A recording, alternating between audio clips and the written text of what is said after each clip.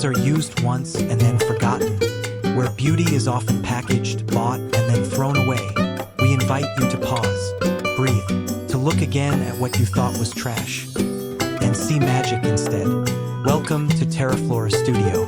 Here, we believe that creativity begins not in the store, but in your hands, in your quiet moments, in your backyard, from the gentle swish of a plastic bottle that becomes something beautiful. This isn't just a video, it's a relaxing journey through real ideas, light projects you can try with your kids, your parents, or yourself. Everything you'll see here is made from things others have thrown away, transformed into planters, fountains, works of art, and little pockets of joy. A friendly note, this content has been written, curated, and voiced with love. As a gentle companion, a tool to help you imagine, guide your thoughts, to sit beside you as you listen, learn, and perhaps create. And if this gentle corner of the internet soothes you, or gives you ideas worth trying at home, we warmly, simply invite you to subscribe to Teraflora Studio. Not for the algorithm, but so you don't miss the next quiet inspiration waiting just around the corner. Because here at Teraflora, every bottle still has a story to tell, and we want to share it with you.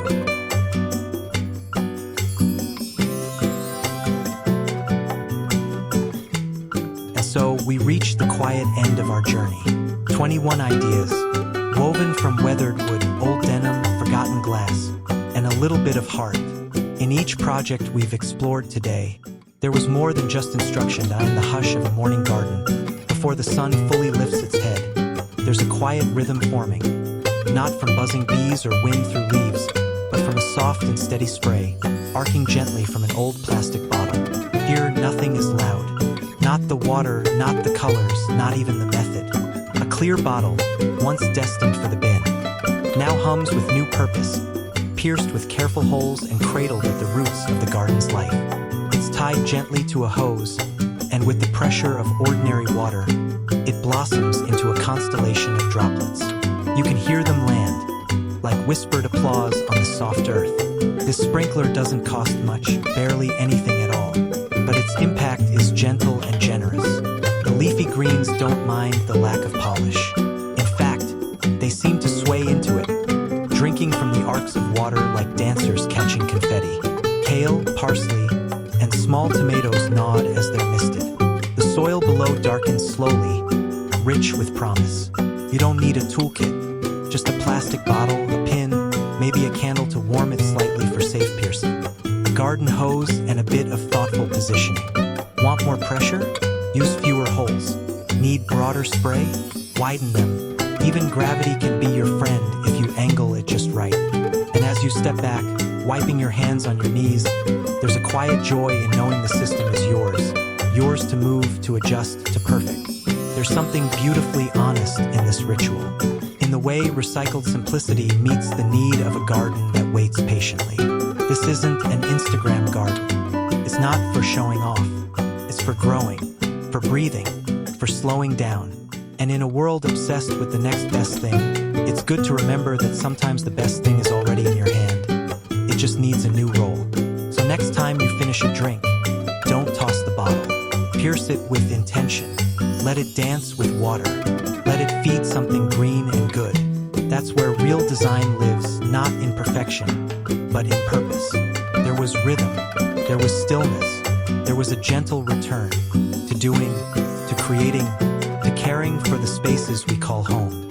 At Teraflora Studio, we believe a small garden corner can feel like a sanctuary. We believe a cracked teacup can still cradle something beautiful. And we believe that your hands, yes, yours, can turn what's thrown away into something that lives and grows. These aren't just DIY ideas. They are quiet acts of transformation. They are proof that joy doesn't have to be loud. Sometimes it simply blooms in the silence, between one repurposed object and the next. If this episode brought you peace, or inspired your imagination, we invite you warmly to subscribe to Teraflora Studio.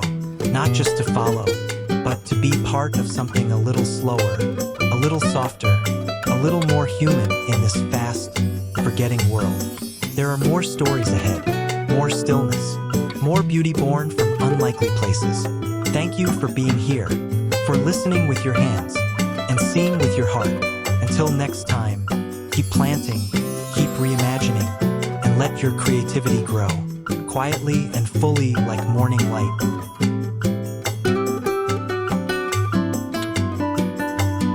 In the drowsy shimmer of late morning light, the garden whispers its slow language. Wind in branches, petals brushing one another, and wings that never beat but somehow still flutter.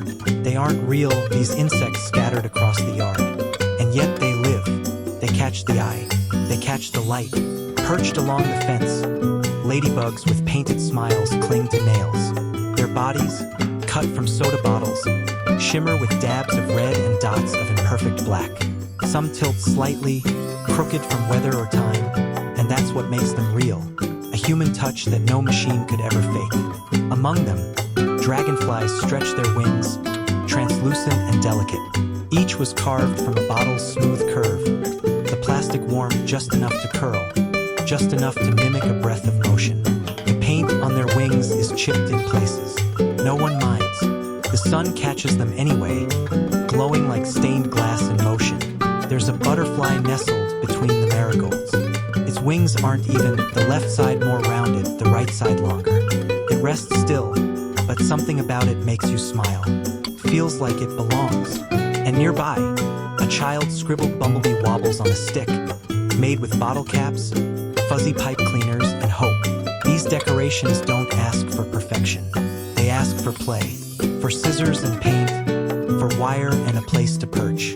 All it takes is a single bottle, a bit of time, and the willingness to make joy with your hands. No need for fancy tools. Cut the plastic, heat it gently if you want to shape it. Add details with whatever you have, a marker, old ribbon, a bottle cap for a belly. And when it's all done, hang it proudly. Let the wind carry it. Let your neighbors wonder. Let your garden become a story told in bottle wings and painted smiles. Because the beauty here isn't only in the bugs. It's in the choice to see life where others see trash. This is not decoration. This is delight. Quiet, handmade, unfiltered delight.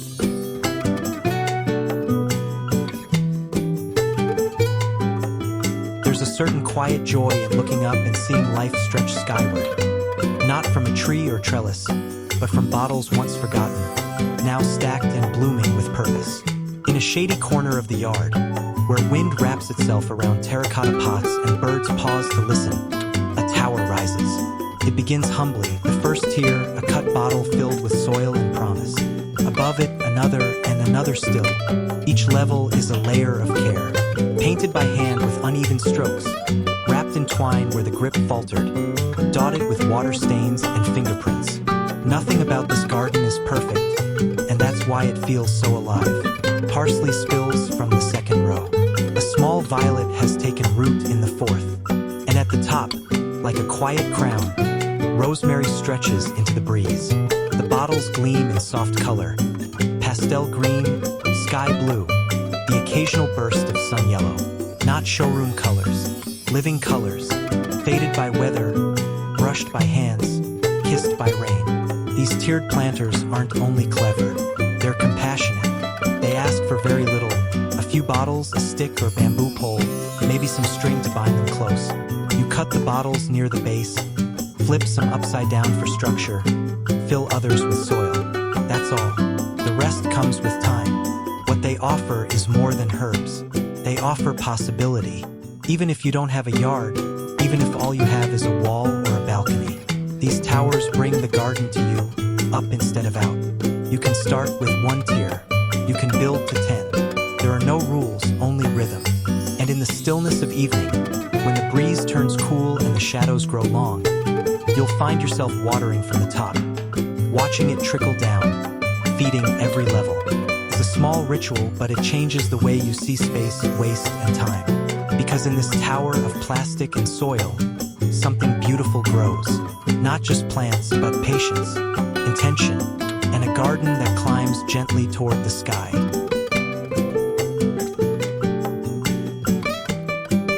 On the edge of a narrow balcony, where space barely whispers and walls hold the warmth of yesterday's sun, something tender grows downward, slowly, gently, freely, hanging by twine and quiet intention. Upside-down bottles sway like green lanterns in the morning air. They carry no weight but their roots and their story. The bottles are clear, not polished, not new. Some still bear the faint outlines of labels scrubbed clean. Inside, basil spills downward, its leaves catching the wind. Mint vines twist with soft vigor, and thyme peeks out delicately, curious but calm. The roots hang within the plastic walls, translucent and true, like delicate lace suspended in sunlight. Creating them was not a task. It was a ritual. Cut the bottle's base. Fill it with moist, fertile soil. Add a cloth wick through the neck if you wish. Then gently press in the herb, pack it tight, invert it, and hang it where light falls softly. No perfection is required. Just a bottle, just a string, just the wish to grow something green.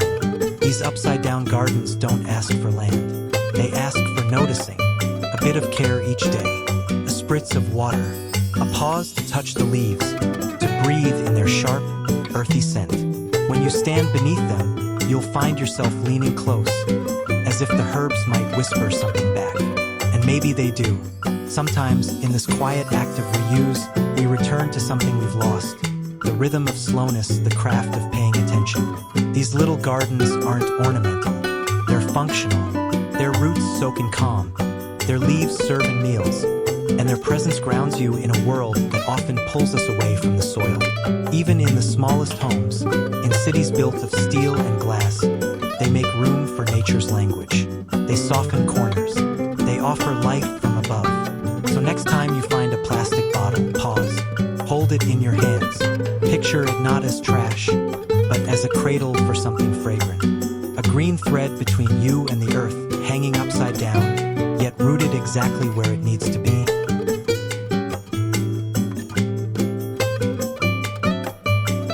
Beneath the arms of an old tree, where dappled light dances through rustling leaves, something magical has sprouted. Not from seed or soil, but from the quiet hands of someone who chose to imagine. Nestled between moss and flower roots are small, brightly painted mushroom houses. Their red and blue caps, dotted in playful whites, hint at a village where fairies might rest and whisper. But these aren't fungi. They are plastic bottles once emptied and tossed aside. Now they've become characters in a living fairy tale. Some have curved necks turned into whimsical domes. Others stand stout and proud, with painted doors and tiny cardboard windows. One even leans slightly to the left, not broken but charming, like an old cottage that stood too long under the stars. There's joy in every detail, the brush strokes that catch on the ridges of plastic, the moss gently clinging to the base, the way pebbles have been arranged into winding footpaths that vanish into the garden. No two mushrooms are the same. Each is a little wonky, a little personal, a little perfect in its imperfection. To make them, all you need is what you already have. Bottles of any shape, some acrylic paint, a glue stick, and time. Slice the base, shape the top. Use scraps, popsicle sticks for doors, twine for chimneys, buttons for window panes. You don't need precision. You need presence. Let your fingers guide you. Let the colors be bold. Let mistakes become quirks. These tiny homes don't just brighten corners. They awaken wonder. Children kneel beside them, spinning stories of fairies and forest kings. Adults pause, their pace softened by nostalgia. And for you, the maker, the painter, the placer, they offer a moment of stillness. A reminder that beauty isn't always grown. Sometimes it's imagined into being. Place them near tree roots, flower beds, or pots on your porch. Watch as they gather dew in the morning and cast long, playful shadows by afternoon. In a world that rushes and replaces, these mushroom houses ask us to stay, to reuse, to make magic from the mundane. And if one day a breeze rattles a tiny door, don't be surprised. It might just be a fairy coming home.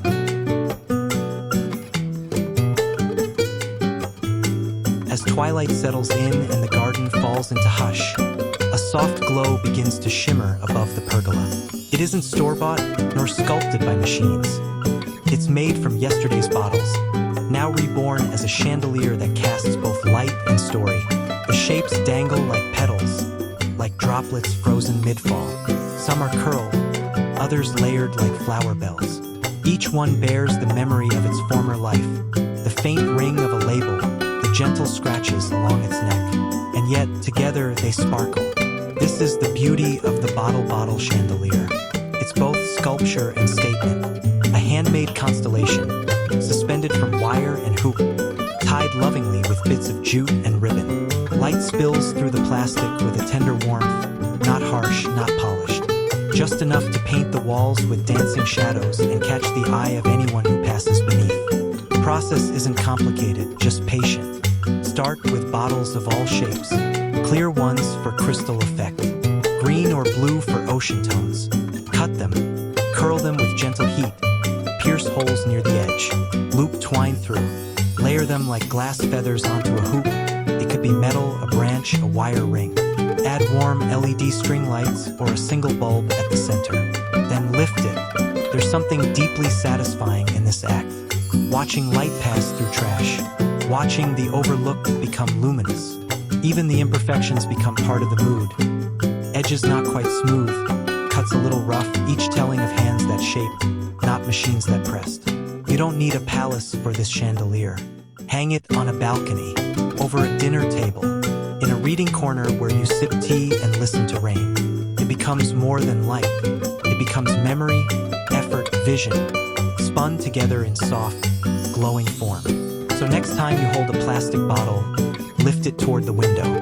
Watch the way it catches the light. Imagine what it might become. And then let your hands create something that floats, glows, and sings a quiet song every time the wind passes through. There's a poetry to where we place our feet, to the rhythm of a path shaped by intention, not poured from cement trucks or purchased by the square foot, but crafted with hands, filled with meaning, lined with what others leave behind. In one quiet corner of the garden, the bottle brick path begins. Each step is a circle, the base of a plastic bottle, filled with sand or cement, set into the earth like a gemstone. Some are left clear, catching golden afternoon light. Others are painted, sky blue, terracotta, pale mint. They lead through the herbs and over to the basil bed, winding gently like a song without chorus. They didn't start beautiful. They started crumpled and cast aside. Bottles from a picnic, a birthday, a long-forgotten lunch. Cut neatly, their bottoms became molds. The plastic shaped the concrete, forming discs that are both sturdy and soft on the eyes. Some are laid in patterns like sunbursts. Others follow no order at all, just the natural scatter of real life. Making them is simple but soulful. Cut the base of each bottle. Fill it with quick-drying cement. Let it set. Then remove the plastic or leave it if you like the gloss. Arrange them in soil or gravel. Press them in deep. Let weeds bloom between the gaps if they must. Perfection isn't the point. And as you walk, barefoot perhaps, you'll feel something different beneath you. Not just cool stone, but care. Each step says, I made this. I chose to make beauty where none was expected. I chose reuse, not refuse. I chose texture, memory, and rhythm. This path doesn't need to be long. Even a dozen bricks will shift the feeling of a garden. It will invite wandering. It will slow the pace. It will frame your morning walk with a touch of quiet pride. And when a visitor comes and asks where you bought your path, you can kneel down, touch the warm bottle curve, and say, I didn't buy it. I built it from what was once trash, and now it's where I walk. There's a quiet corner near the window, a place where time slows and color begins. On a sun-warmed wooden table sits a small collection of upcycled bottle pots, each one hand-painted, each one humming its own soft story.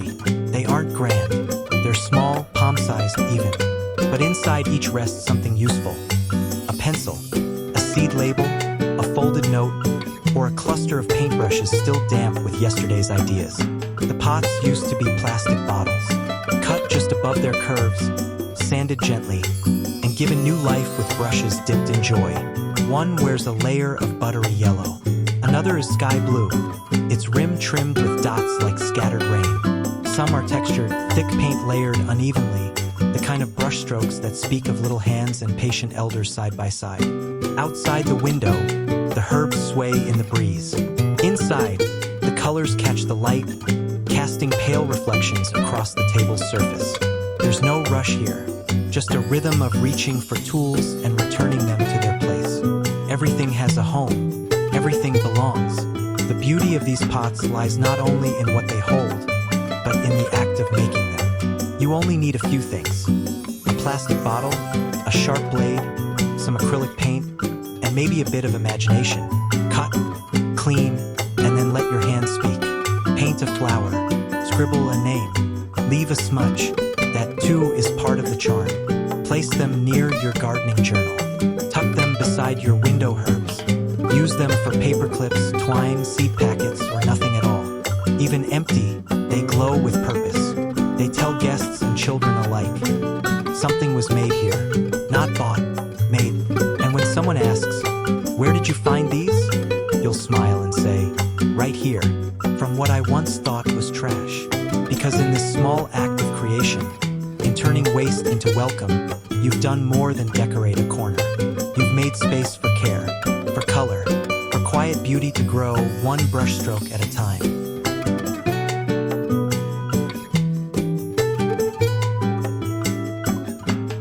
In the lull of afternoon light, when the air is warm and still, something begins to sway above the garden gate. Not leaves, not blossoms, but flowers made from bottles, light-catching, hand-cut, quietly beautiful. They drift like petals on a breeze, curling around a trellis, creeping up a post, tumbling from a handmade archway that frames the path like a secret invitation. Each bloom is shaped from plastic, soda bottles once crushed and forgotten, now reborn into tendrils of art that bloom not with time, but with care. The petals are soft pastels, lavender, coral, mint, butter yellow. They aren't perfect circles.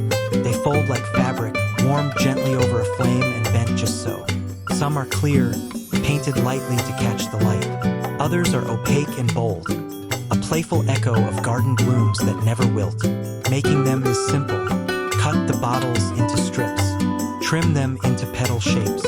Warm them carefully, slowly, until they curl. Paint them if you wish.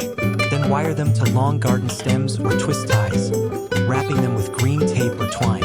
Link them along old fencing. Hang them in curtains from tree branches, or spiral them up a wooden beam like a vine reaching for the sun.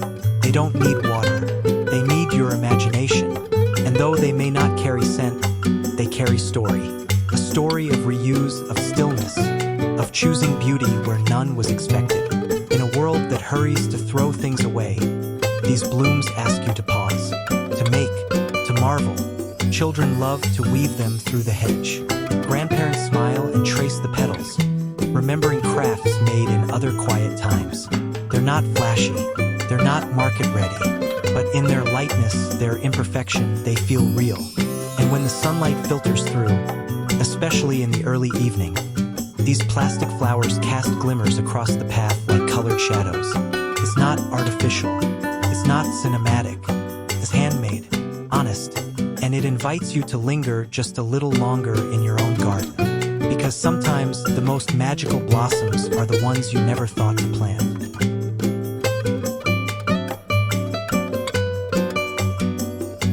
In a corner where the earth gives no space, where concrete meets wall and rooftops press close, a little tower begins to grow, not from the ground, but from above. Suspended in the stillness of afternoon air, a stack of bottles dances softly, each one tied to the next, hanging like wind chimes made of green.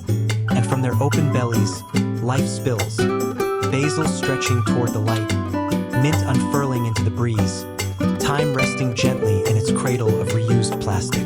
These hanging tower planters don't demand a yard. They don't ask for perfect tools or perfect timing. They simply invite you to begin with one bottle, then two, then a rhythm that builds into vertical beauty. Start by slicing windows along each bottle. Cut where light can enter and roots can rest. Use strong twine to tie the neck of one to the base of the next. Stack them with care, adjusting so water can trickle downward, feeding every tear. Paint them if you wish, or let their history show. A scratch here, a faded logo there. These marks become part of the story. Hang your tower from a hook, a pergola beam, or the side of a balcony. Let it sway gently, let it breathe. Inside each bottle, soil cradles the roots. Tiny leaves stretch outward, and above it all, a watering can wait. Not for grandeur, but for that quiet moment each morning when you pause, pour, and smile. This tower isn't just practical, it's poetic. A living sculpture made from things once forgotten. A ladder of nourishment for herbs, flowers, or trailing vines. And for you, it offers a ritual, a way to tend something even in the smallest space. So if your home feels too small for a garden, look up. See what could bloom in the air. Let the bottles you once discarded become holders of green. And as the seasons pass, your tower will tell its own story of reuse, of growth, of a life that stretches gently upward, one leaf at a time.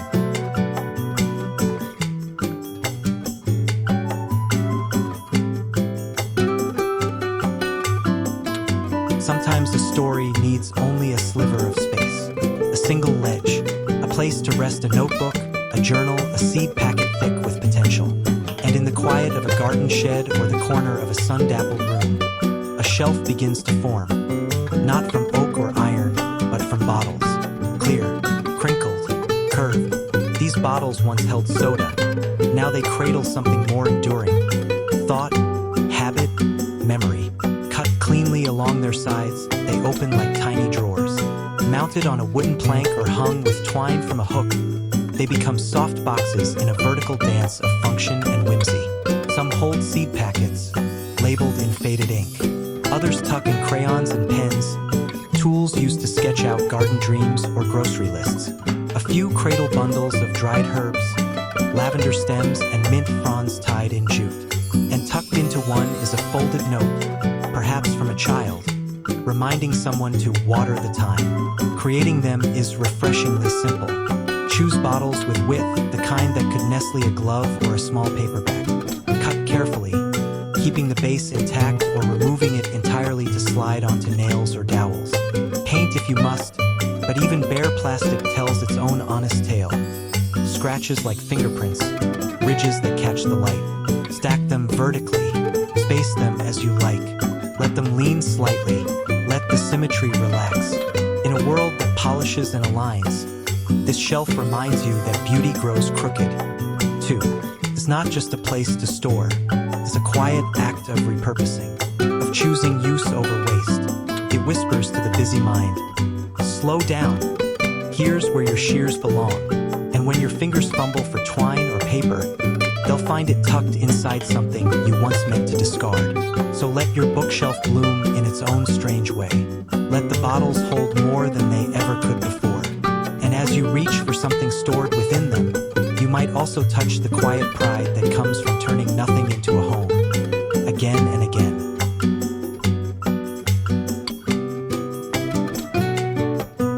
There are moments in a garden that feel like laughter, not loud, not spoken, but caught in movement, a shimmer of color turning with the breeze. That's what these wind spinners are, joy in motion, a dance between air and plastic, light and color. They rise from the soil like abstract flowers. Spokes of painted petals whirl on skewers and garden rods, catching sun and spinning stories. One is crimson, trimmed in white, another in teal and yellow, with uneven edges that flicker like a bird's wing. Their origins? Soda bottles, once tossed aside, now filled with purpose and play. Making them is delightfully simple. Start with a clean plastic bottle. Cut slits lengthwise down the sides. Shape each into a soft petal. Curved, straight, flared. However your hand feels that day. Leave the base intact to act as the center hub. Paint them freely bold, pastel, dotted, striped. There's no wrong here, only motion. Slide a skewer, a nail, or an old bike spoke through the bottleneck. Anchor it loosely so it spins freely. Then place it where wind often wanders, near the herb bed, beside the porch, or along a garden path. And wait, the breeze does the rest. Children watch them spin, eyes wide. Elders smile, remembering pinwheels and paper crafts. Even the birds pause, startled but intrigued. These fans don't just decorate. They come alive. They respond. They whisper. Wind from the west, calm before rain, mischief in the leaves. And there's more. These little spinners can keep pests at bay. They deter curious birds from seedlings and mark the direction of a breeze before you spray or water. But beyond function, they offer something deeper, wonder. In a world that often demands purpose and polish, this craft offers play and presence. It says, here, let something spin just because it can. Let color move where trash once sat still. So take your bottle, cut it wild, paint it bright, watch it catch the wind, then catch yourself smiling. Because sometimes, happiness looks like a splash of color turning quietly in your garden, for no reason at all but joy.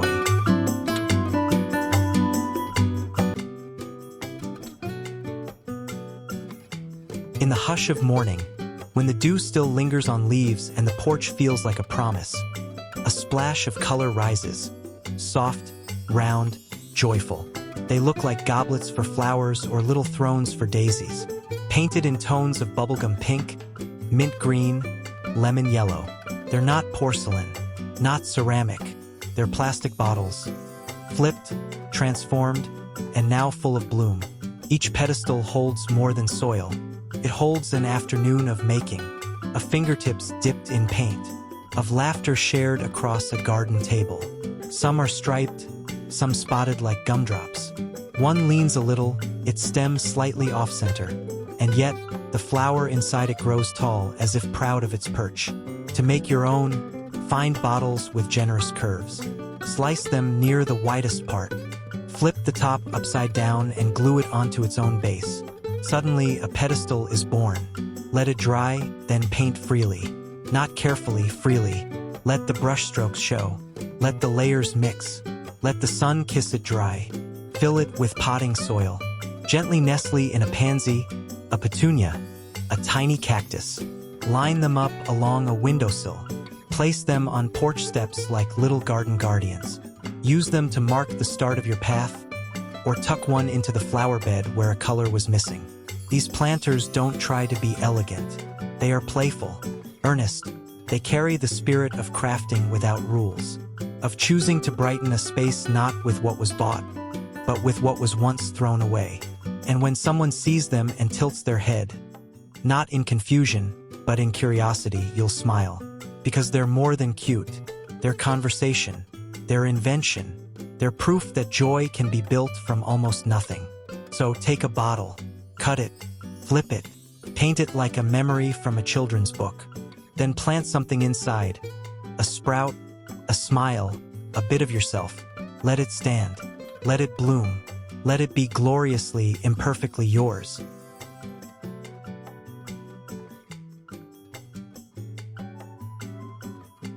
In the stillness of a kitchen window, where light slips in like silk and time feels gentle, something quiet grows.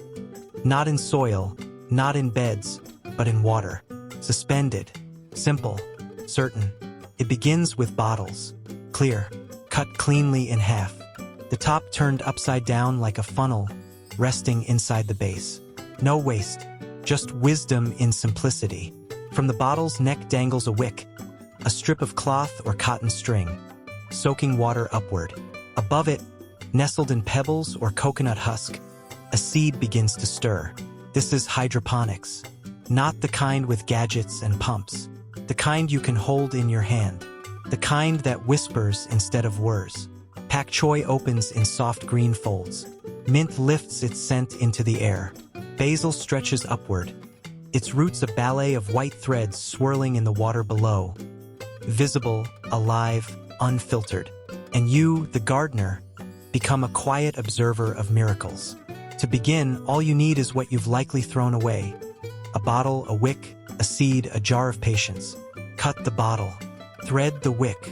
Place the top half into the base with water. Add growing medium, sprinkle your seeds and wait. Not in anxiety, but in wonder.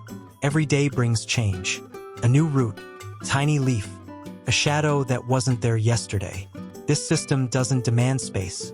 It doesn't need a garden. A ledge, a shelf, a sliver of morning light will do. And what it gives in return is more than food.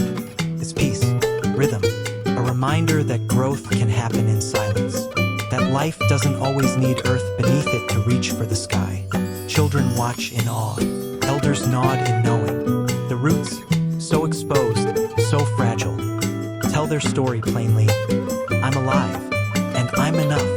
And you begin to see bottles differently. You begin to see time differently. You begin to grow too. So fill your window with water cups. Let green rise from glass. Let roots teach you to wait. Because in this small, clear world, everything is possible, one quiet drop at a time.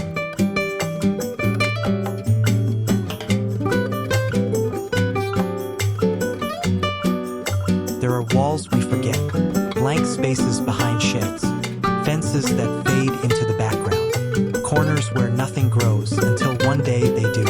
It starts with a bottle, then another, then a row, then a pattern, blooming not from the soil, but from color, care, and string. Here, a rainbow doesn't stretch across the sky. It climbs up a fence. Red, orange, yellow, green, blue. Plastic bottles once emptied and tossed. Now cradle herbs, flowers, and leafy life. The bottles are tied to mesh, to wooden slats, to whatever holds still long enough to carry them. Each one tells a quiet story. I was once waste. Now I grow wonder. Inside, spinach reaches outward, crisp and full. Basil unfurls like velvet. Mint spills like laughter. Their roots press against the plastic, drinking from soil that was scooped with bare hands. The paint on each bottle isn't perfect. You can see the strokes, the spots where the brush danced too fast, or the color dripped down like rain. But that's the point. This wall is handmade, honest, glowing with intention, making it as joyful. Wash your bottles, slice a window, add a few drainage holes, paint freely one tone or many, attach with rope or wire, then fill with soil and hope. You don't need symmetry, you don't need rules, just a vision of something living where nothing lived before. When the sun hits just right, light pours through the painted plastic and casts color onto the garden floor, like stained glass in a chapel made of chlorophyll and imagination.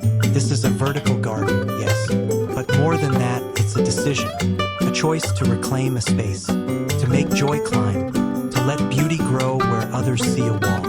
And when someone walks by and pauses, their eyes wide at the bloom and color and hum of green, you'll smile, because this isn't just DIY, it's a celebration, a quiet revolution, a rainbow that doesn't disappear with the rain, but thrives long after, one bottle, one leaf, one dream at a time.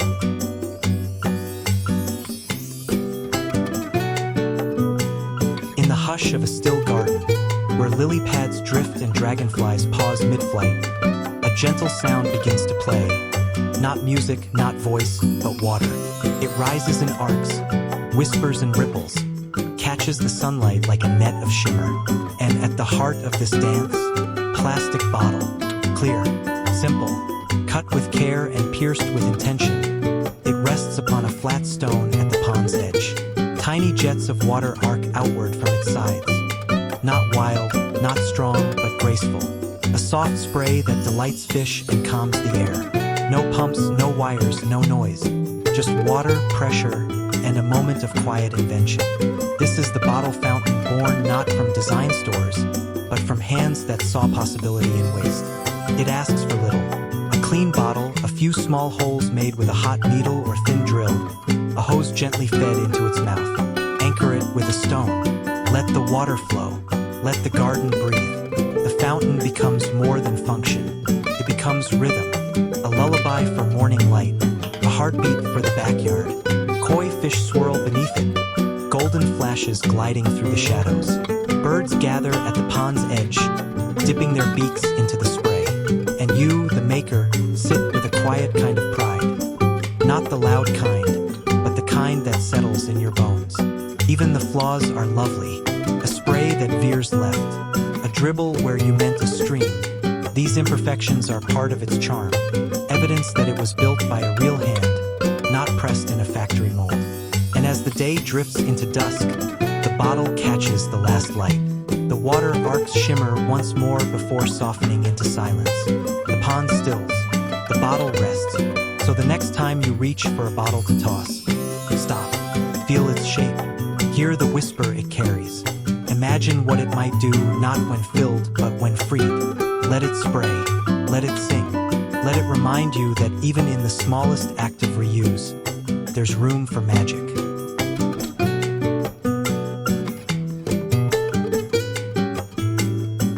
Some gardens grow wild. Others climb in quiet patterns. Measured, gentle, orderly not by rule, but by rhythm.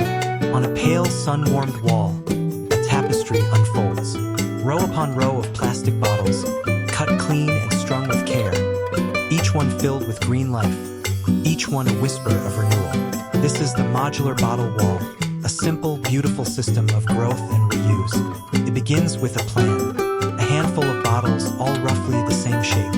Labels peeled, sides sliced, drainage holes added like soft punctuation. Mounted side by side along wood or mesh, tied with twine or fastened with screws. They form pockets, not deep, but deep enough to cradle soil, to hold roots, to let dreams bloom quietly across concrete. In one bottle, cilantro springs upward. In another, marigold petals stretch into the light. A third holds young spinach, the leaves pale and tender, sipping gently from moist earth. And above them all, a watering can waits, a silent promise of care. You don't need a sprawling yard to make this, just a wall, a fence, a back alley bathed in daylight. These bottles bring the garden to the vertical, to the forgotten, to the unused. Their neatness doesn't feel strict. It feels comforting, like rows of handwritten letters or jars lined on a kitchen shelf.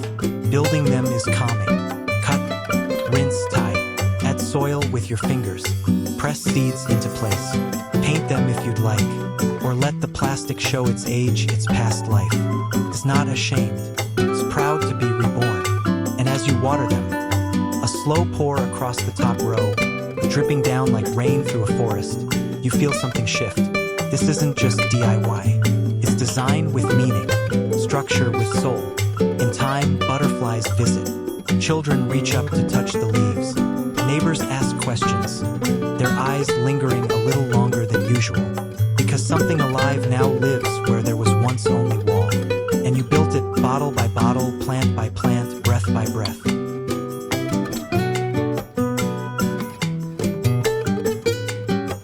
Beneath every growing thing, something must hold firm.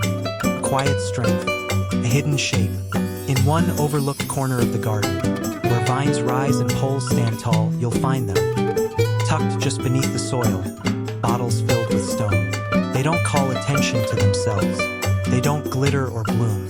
But without them, nothing above would stand. These are concrete-filled bottle post anchors, built not for show but for support.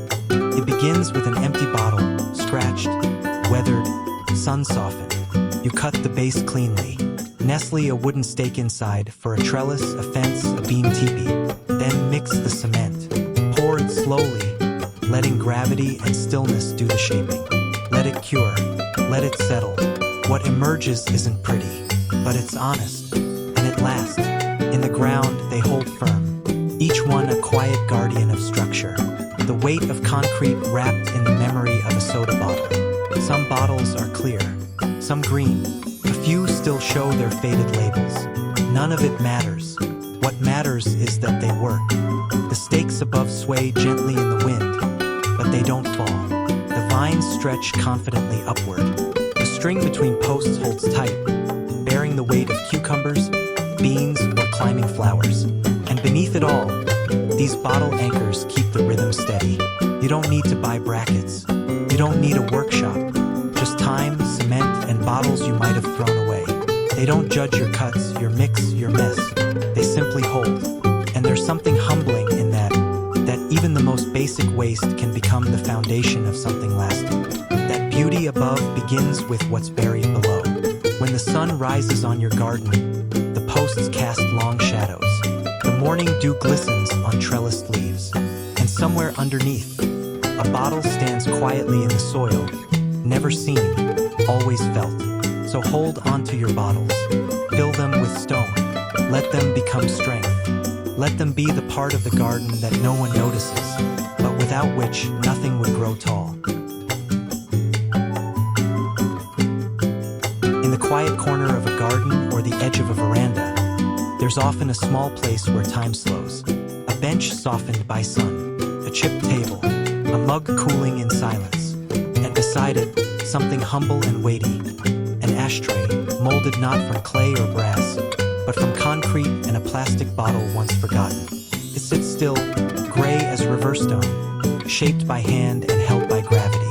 The base recalls the curve of a soda bottle, 5 petal-like indentations resting in the palm. The edges are imperfect, chipped slightly. There are grooves where a cigarette might rest, but they aren't factory clean. They were made slowly, carved while the concrete was still soft, fingers dusty and patient. To make one, you need almost nothing. A bottle base, a bit of cement, a bowl of quiet time. Cut the bottle carefully. Pour in the mix. Tap it lightly to settle the air. Let it rest in the sunlight or near a window, where the breeze tells its stories as it sets. After a day or so, peel the plastic away like shedding old skin, and what remains is solid, unassuming, and real. Some choose to paint it earthy ochre, ocean blue, smoky charcoal. Others leave it raw, proud of its simplicity. It doesn't shine. It doesn't ask for attention, but it speaks of intention, of choosing to make, to reuse, to pause. Even for those who don't smoke, it becomes a piece of presence. A holder of incense, a dish for paper clips, a symbol of calm in a world that asks too much. Around it, the garden hums. A breeze stirs leaves. The sun warms the concrete just enough. And as you rest beside it, fingers brushing its surface, you feel connected. Not just to the object, but to the act of creating something quiet and useful from what others would discard. So the next time a bottle is empty, don't rush to toss it. Hold it, cut it, fill it. Let it harden into something that waits patiently for your return. Because even the smallest corner of your world deserves something made by hand. Where space is narrow and the air hums with morning light, something unexpected begins to grow. Not up, not out, but down. Hanging like lanterns of life, these bottles carry their roots skyward and their leaves earthbound, defying gravity with quiet grace. Each one was once forgotten, clear, ordinary, shaped by utility. Now it cradles a sprig of mint, a stretch of rosemary, a thread of time. Suspended from twine beneath a pergola or a window's edge, they sway gently in the breeze, responding not with rustle, but with presence. This is the upside-down herb garden, part sculpture, part sustenance. To create it, cut the base of a bottle cleanly.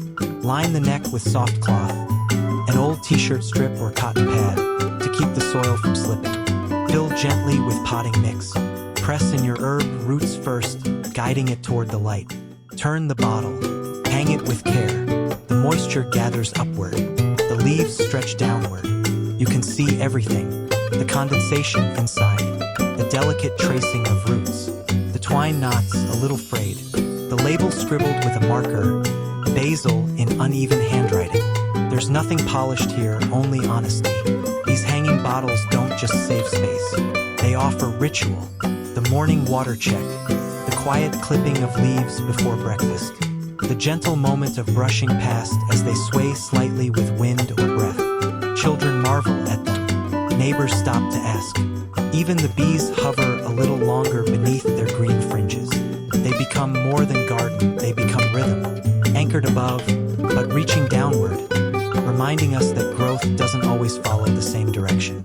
Whether hung along a balcony, under a porch, or in a bright kitchen window, they bring softness to hard lines, fragrance to blank air, and life to what once held nothing but emptiness. And when you reach out with scissors to snip a fresh leaf for tea or soup, you'll feel it. Not just the aroma, but the joy of having made something that gives, quietly, every single day. So don't let your bottle fall to waste. Turn it over, fill it with earth, hang it from hope, and let your herbs grow in their own upside-down way, gentle, giving, and green. In the gentle rustle of straw, where morning light filters through coop slats and feathers float like whispers, something quietly brilliant is at work. It doesn't buzz, it doesn't gleam, it drips slowly, precisely, into the beak of a waiting hand. A row of plastic bottles, once tossed aside, now hang like humble lanterns of care, each one inverted, fitted with a simple nipple valve at the cap. And with every gentle peck, a drop of water forms, clear, cool, clean. No waste, no fuss, just hydration perfectly timed. This is the poultry bottle watering system, as modest as it is meaningful. To make one, all you need is what you already have. A bottle, a drill, a poultry nipple valve. Make a snug hole in the cap, press the valve in tightly, fill the bottle, then hang it just above beak height. No trays to tip, no puddles to clean. The birds learn quickly, their curiosity turning into habit. There's something calming in the rhythm of it, the soft clink of bottle against wood, the tiny splash of a drop finding its way, the grateful cluck of a hen who doesn't need to fight for her turn. Around them, the coop carries on. Straw underfoot, sunlight warming the roosts, quiet moments between flutters and feeds. The bottles catch the light, revealing the water line, telling you exactly when to refill. It's not high-tech, it's not store-bought, but it's right. It works, and like the best kinds of DIY, it's born from attention. From choosing not only to reuse but to care, not just for the planet, but for the living things who share your space. This small act says, you matter, and somehow they know. Even in its simplicity, there's beauty here. In the curve of the bottle, the tiny valve click, the gentle swing in the breeze. It becomes part of the daily rhythm. Something to check, something to trust. So don't toss that bottle. Clean it, fit it, hang it, watch it give life, drop by drop, in a quiet corner of your world where small things, hens, habits, kindness, still matter most.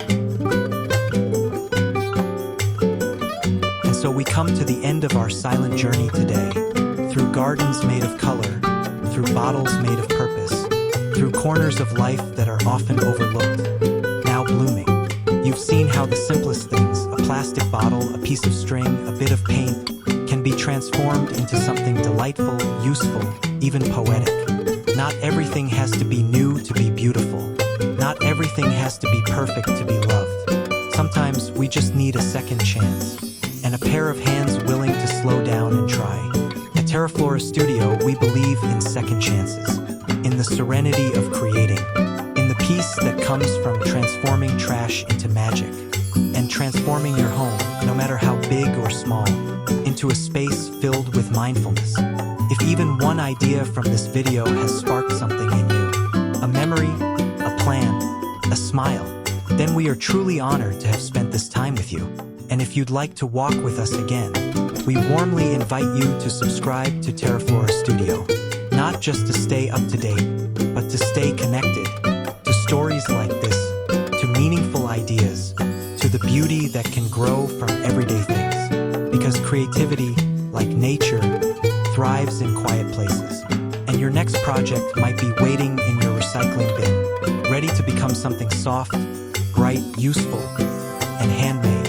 Until next time, may your days be joyful, your hands inspired, and your heart always open to creation.